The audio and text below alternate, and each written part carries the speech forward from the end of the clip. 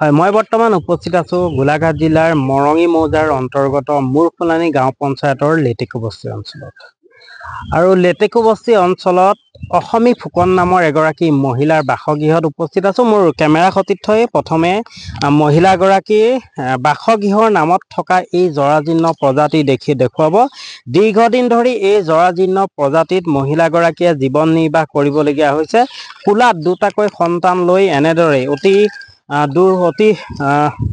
অতি কষ্টেৰে আচলতে জুপুৰি সদৃশ এটা বাসগৃহত বাস কৰিবলগীয়া হৈছে মহিলাগৰাকীয়ে।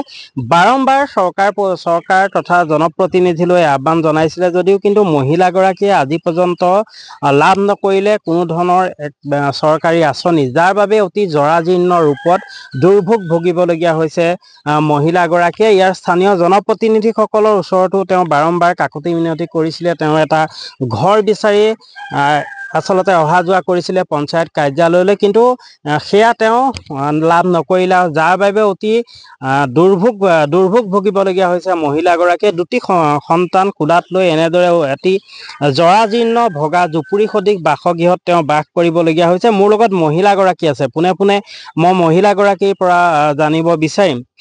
বাইদেউ, কিমান দিন ধৰি আপুনি এনেদৰে আছে? আজি 10 বছৰে হ'ল, 10 বছৰে হ'ব।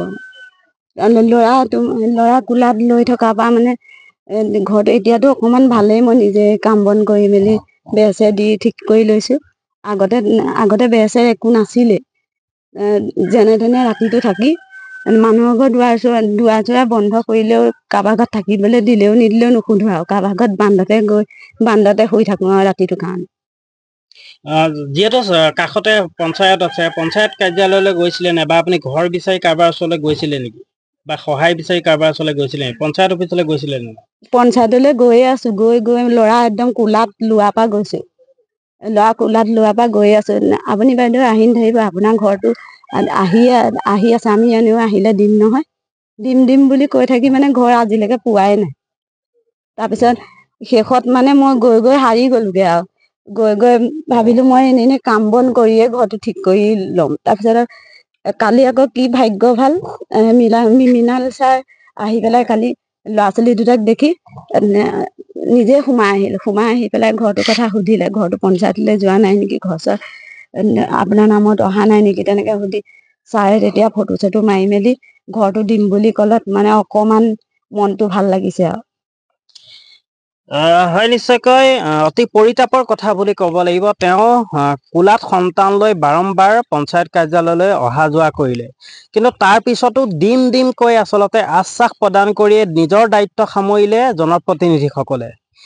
অৱশেষত খুমটাই বিধায়ক তথা যিহেতু নতুনকৈ মৰঙী অঞ্চলটো আচলতে খুমটাই সমষ্টিত অন্তৰ্গত হৈছে, আৰু খুমটাই বিধায়কগৰাকীয়ে শেহতীয়াকৈ গাঁৱে গাঁৱে ৰাইজৰ দুখ দুৰ্দশাৰ বুজ ল'বলৈ আহিছিলে। আৰু যোৱাকালি দেখা পোৱা গৈছিলে খুমটাই বিধায়ক মৃণাল শইকীয়া ডাঙৰে এই বাসগৃহটিত পৰিদৰ্শন কৰে, আৰু পৰিদৰ্শন কৰি আশ্বাস প্ৰদান কৰে যে তেওঁক বাসগৃহ এটা প্ৰদান কৰিব খুমটাই বিধায়ক মৃণাল শইকীয়া ডাঙৰীয়াই, যাৰ বাবে মানুহগৰাকী বৰ্তমানেও আশাবাদী হৈ আছে। মোৰ লগত স্থানীয় লোক আছে তথা বিভিন্ন দল সংগঠনৰ লোক আছে, মই তেওঁলোকৰ পৰা জানিব বিচাৰিম। অতি পৰিতাপৰ কথা, কাষতে পঞ্চায়ত কাৰ্যালয় লাগি আছে, নিৰ্বাচন আহে নিৰ্বাচন যায়, কিন্তু মানুহগৰাকী জীৱনশৈলী পৰিৱৰ্তন নহ'লে আজি পৰ্যন্ত। এই আধুনিকতাৰ পৰা বহু নিলগত মানুহগৰাকীয়ে বাস কৰিবলগীয়া হৈছে, কিয় হৈছে এই অৱস্থা?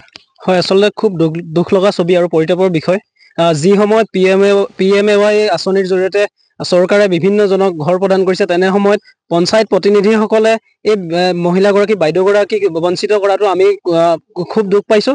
আৰু বিগত সময়ছোৱাত তেওঁ পঞ্চায়ত অফিচত আমি খবৰ লওঁ, পঞ্চায়ত অফিচত যায় মাতে, পঞ্চায়ত অফিচৰ তেওঁলোকে কি কয় যে বাইদেউ আপুনি আহিব নালাগে, আপুনি ঘৰ পাব, আপুনি বাৰে বাৰে আহিব নালাগে, তেনেকে তেওঁ কৈছিলে। ইতিমধ্যে তেওঁ কৈছে আপোনালোকক। এইটো আচলতে খুব পৰিতাপৰ বিষয়। তেখেতক স্থানীয় জনপ্ৰতিনিধিসকলে মন কৰি, যি জনপ্ৰতিনিধি এইটো ৰাস্তাৰে গৈ থাকে, তেওঁক জানে, তেওঁৰ কথাও জানে, দেখিছে যে তেওঁ বহুত বেয়াকে জীৱন নিৰ্বাহ কৰিছে। তেখেতৰ ঘৰ বুলিবলৈ নাই, এই জুপুৰি ঘৰটোতে তেওঁ যেনে তেনে জীৱন নিৰ্বাহ কৰে।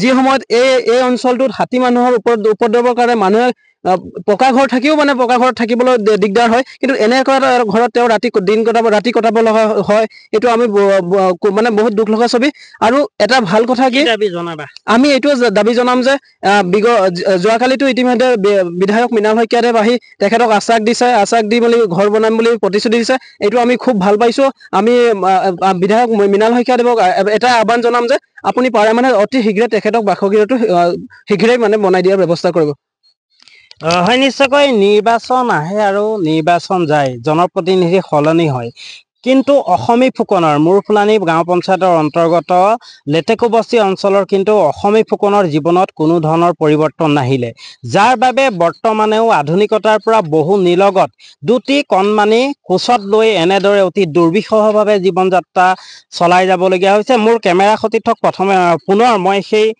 অসমী ফুকনৰ ভিতৰৰ যি অৱস্থা সেই অৱস্থা যদি সম্ভৱ হয় দেখুৱাবলৈ কম কিদৰে যি আচলতে ভাত ৰন্ধা ঘৰ আৰু তেওঁ যি শুৱনি কোঠা তাৰ মাজত আচলতে কোনো ধৰণৰ পাৰ্থক্য নাই একেটা ঘৰতেই আচলতে তৰা জিলিকি থকা এই বাসগৃহটোতেই আচলতে এনেদৰে অতি দুৰ্বিষহভাৱে দুটি সন্তানক কোদাত লৈ জীৱন নিৰ্বাহ কৰিবলগীয়া হৈছিলে বাৰম্বাৰ তেওঁ চৰকাৰৰ জনপ্ৰতিনিধি তথা স্থানীয় যি মূৰফুলানি পঞ্চায়তৰ জনপ্ৰতিনিধিসকল আছে তেওঁলোকক কাকতি মিনতি কৰিছিলে তেওঁ এটি ঘৰ বিচাৰি আচলতে পঞ্চায়তৰ কাৰ্যালয়লৈ বাট কৰি বাইছিল কিন্তু তাৰ পিছতো পঞ্চায়তৰ কাৰ্যালয়ৰ বা জনপ্ৰতিনিধিয়ে হওক বা পঞ্চায়তৰ যিকেইগৰাকী আচলতে জনপ্ৰতিনিধি তেওঁলোকে কিন্তু কোনো ধৰণৰ ব্যৱস্থা নকৰিলে যাৰ বাবে বৰ্তমানেও আচলতে আধুনিকতাৰ যুগতো বৰ্তমানেও আচলতে অসমী ফুকনে কিন্তু অতি দুৰ্বিষহভাৱে দুটি কণমানিক কোচত লৈ আচলতে অতি দুৰ্বিষহভাৱে জীৱন যাপন কৰিবলগীয়া হৈছে আপুনি বিচৰা বাতৰি পাব কেৱল নিউজ 18 এপত নিউজ 18 এপ ডাউনলোড কৰিবলৈ স্ক্যান কৰক এই QR কোড গুগল প্লে ষ্টৰতো পাব এই নিউজ 18 এপ